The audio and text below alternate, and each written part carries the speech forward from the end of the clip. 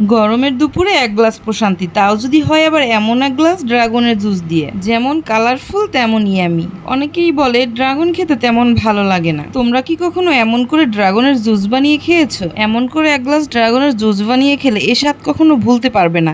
একবার খেলে বারবার খেতে মন চাইবে। আমি কিন্তু ড্রাগনটাকে সবসময় জুস বানিয়ে খাই। আমার বাসায় সবাই ড্রাগনের জুস অনেক বেশি পছন্দ করে। আসসালামু আলাইকুম এভরিওয়ান, কেমন আছো সবাই? আলহামদুলিল্লাহ, আমি কিন্তু তোমাদের সকলের দয়ায় ভালোই আছি। আজকে শেয়ার করবো আমি ড্রাগন দিয়ে কিভাবে জুস বানাই।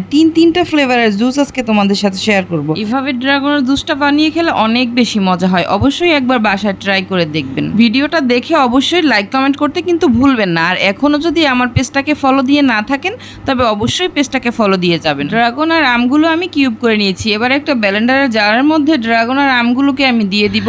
আগেই কিন্তু আমি লিকুইড দুধটাকে জাল করে রেখেছি যাতে ঠান্ডা হয়। চাইলে কিন্তু আপনারা এখানে গুঁড়া দুধও ব্যবহার করতে পারেন, তবে আমি আজকে লিকুইড দুধ দিয়ে জুস বানাবো। এবার আমি দিয়ে দিলাম পরিমাণ মতো চিনি।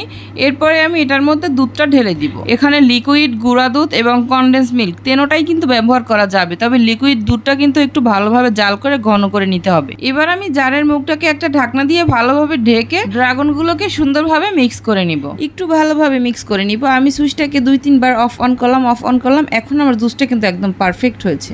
এখন আমি জুসটা গ্লাসে ঢেলে নিব। এই জুসটার মধ্যে কিন্তু আমি চিনি, আম এবং দুধ অ্যাড করেছি। এখন যে জুসটা আমি ঢালতেছি এটা শুধু আমি ড্রাগনের সাথে দুধ এবং চিনি অ্যাড করেছি। দুইটা গ্লাসে কিন্তু আলাদা আলাদা 2 ফ্লেভারের জুস। আমি তোমাদেরকে বলেছিলাম যে আজকে আমি তোমাদেরকে 3টা ফ্লেভারের জুস শেয়ার করব। 2টো বানানো আমার হয়ে গেছে, এখন আমার 3 নাম্বার জুসটা বানানোর পালা।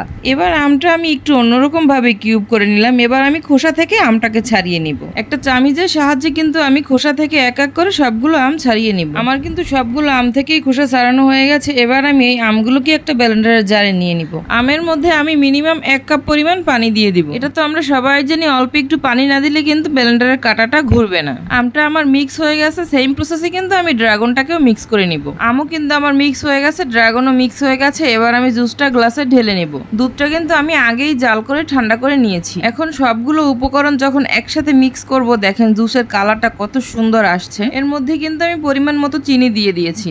আগে দর্শনদারি, তারপর গুণবিচারি। দেখতে সুন্দর লাগলে কিন্তু ওই জিনিসটা খাওয়ার আগ্রহ অনেক বেশি থাকে। 3টা কালারের অসাধারণ কম্বিনেশন, দেখতে কিন্তু জাস্ট ওয়াও। জুসটা কিন্তু ফ্রিজে রেখে ঠান্ডা করে খেতে হবে, অথবা 2-3 টুকরো বরফও কিন্তু ব্যবহার করতে পারেন। ভিডিওটা কেমন লাগলো অবশ্যই কিন্তু একটা লাইক দিয়ে কমেন্ট বক্সে জানিয়ে যাবেন। অবশ্যই কিন্তু 3টা ফ্লেভারই বাসায় ট্রাই করে দেখবেন, ইনশাল্লাহ আপনার ভালো লাগবে। আমার আজকের ভিডিওটা এ পর্যন্তই। অবশ্যই নতুন নতুন টপিকের ভিডিও পেতে আমার পেজটাকে ফলো দিয়ে পাশে থাকবেন। কথা হবে আবার নতুন কোনো টপিকের অন্য কোনো ব্লগ ভিডিওতে। সে পর্যন্ত সবাই সুস্থ থাকবেন, ভালো থাকবেন। টাটা, আল্লাহ হাফেজ। Thank you for watching.